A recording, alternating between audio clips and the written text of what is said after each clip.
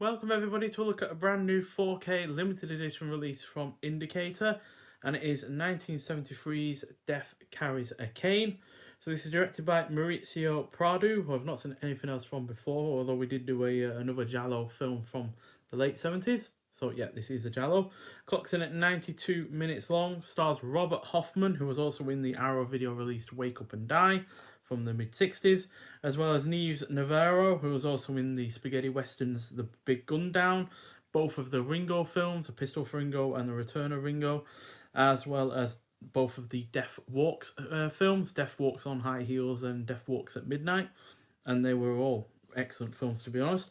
So tourist Kitty stumbles upon a murder whilst looking through coin-operated binoculars. When witnesses start being gruesomely bumped off, Kitty teams up with boyfriend Alberto to try and find the black-clad killer. So, in virtually every way, this is your typical Giallo effort, to be honest. This is due to the POV shots, black gloves, plenty of violence, the uses of a razor. Sometimes it's a knife as well, but it's a razor in this case, and the usual nudity and sex. Despite though having a lot of familiar elements, this was still a thoroughly engaging effort that has a great score, plenty of atmosphere, and effective tension throughout.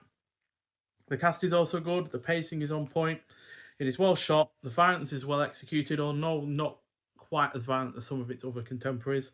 And despite the reveal of the killer not being the most satisfying of reveals, as yeah, it's slightly obvious, I guess you could say.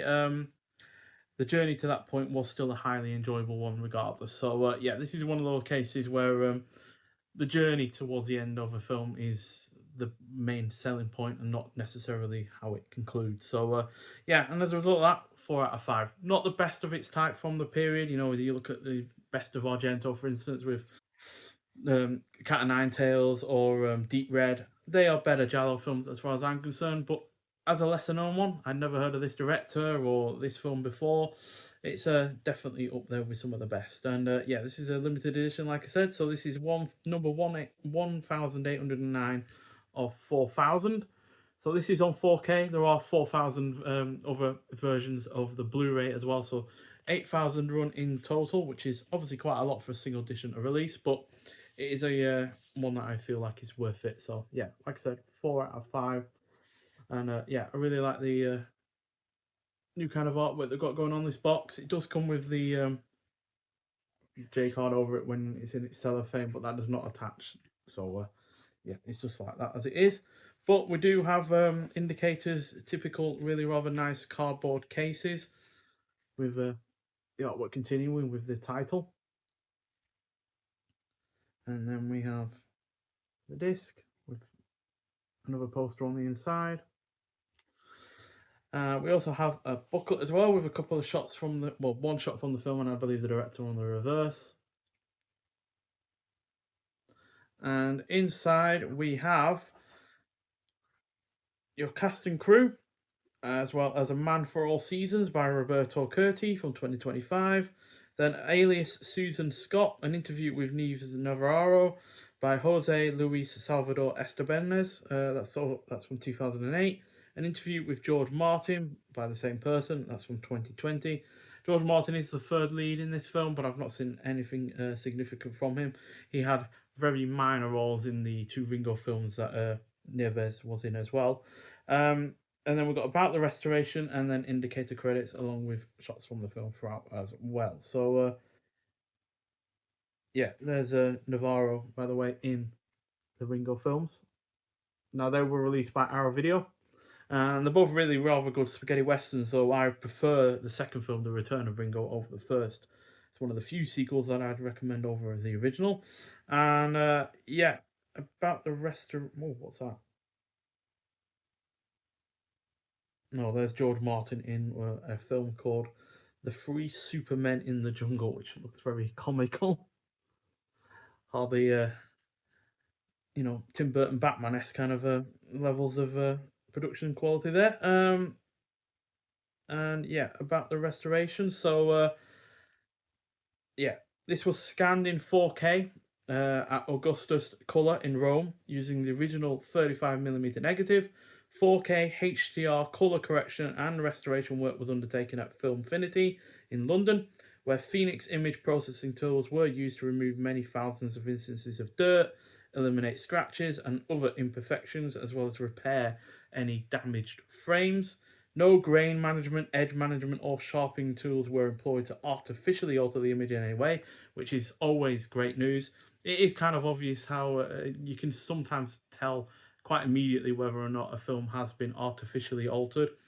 Basically, whenever anything is in the foreground, or in the background, sorry, and it's as in detail as the foreground, then you can tell that, yeah, it's been altered, because when you are focused on something closer to the camera, then the elements behind the camera, behind the person that you are focusing on, or the object that you're focusing on, will be blurred out. But as we saw with the likes of True Lies 4K, that was not the case, and a lot of background elements were given more detail than they really needed, and it just doesn't look right at all. That is not the case with this. It was very obvious from the first few scenes that that was not done.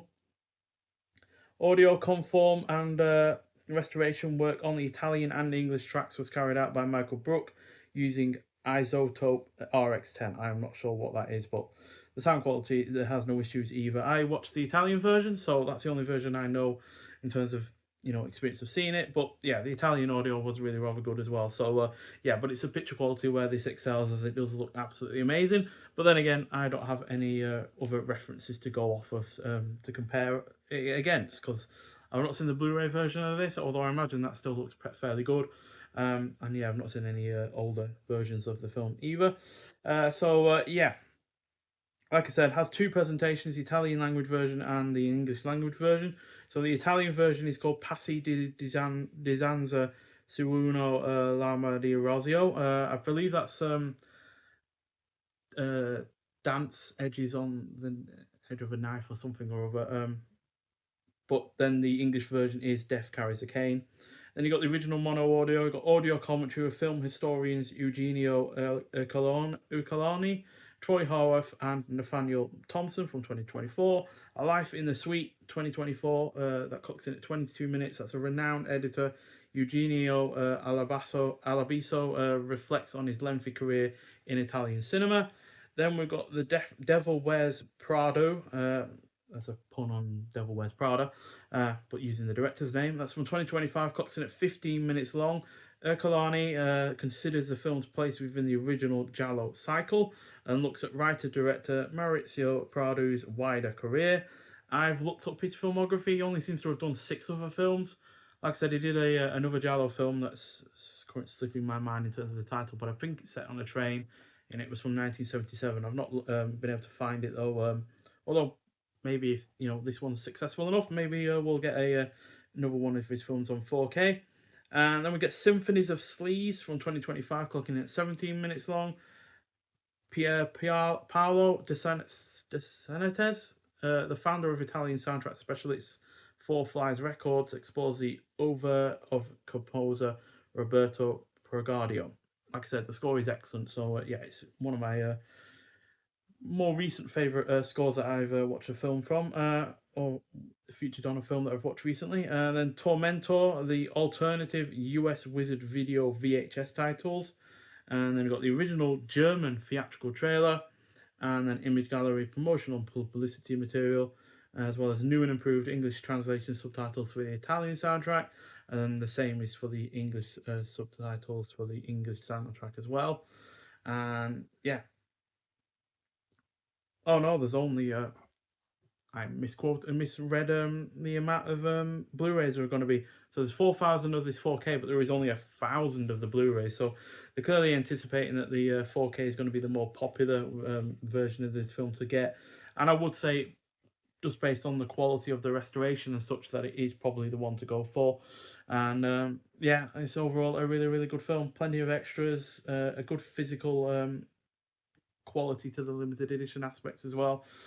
Indicator really do a bang up job with these with their limited edition releases, single film or box sets, doesn't matter. They've always really done a bang up job, and yeah, really looking forward to the 7th Columbia Noir box set to come out in November, which will no doubt also come with these cardboard cases, which I've always really enjoyed. It's a different way of doing it. Yeah, they're a little fragile on the edges, but on the whole, it's a really, really nice way of doing it, and it also keeps, because they're so thin in comparison to, say, a normal Blu-ray, which we'll look at here. Look at how much more thinner they are. So, when you got a box set, especially of like the Columbia Noir, where you got 5, 6 films or so, it makes the box sets a lot thinner. That's why I've been able to get all 6 on one shelf, which I wouldn't be able to do if they were in normal cases. And yeah, it also makes these single edition releases as well fairly skinny. So yeah, despite the fact it's got a box, it's not actually that much thicker than a normal Blu-ray case. So yeah, I do really rather like the cardboard releases that they do, and yeah, just gives it a different feel and a different look to every other boutique label out there, quite frankly, which they all do need to try and set themselves apart in some way, and that is one way of doing it. That Indicator does it. So yeah, great physical aspects, and yeah, a great film in its own right, and a really, really excellent restoration as well. I'm sure many people that are really rather fastidious with their 4Ks and really get into the detail of the restoration and how the film physically looks will really, really enjoy it. Me personally, I don't know a huge amount about restoring films in 4K and such, but I can say what I saw, and what I saw was a really, really fantastic looking film that had no issues in terms of the color, no issues in terms of frames being missing or anything like that. And like they said, they remove scratches and dirt and imperfections, and yeah, looks superb. And yeah, it's well worth watching just for the restoration, as well as the film itself just being a really, really good one as well. So yeah, I'm really pleased that they've put in the work that they have, and yeah, it's another Giallo film that I highly recommend. So if you are into the genre of Giallo, then yeah, I do recommend that you see it. If you have seen this film already, though, I'd like to hear your thoughts on it. But nonetheless, thank you for watching, and I'll see you in the next one. Bye.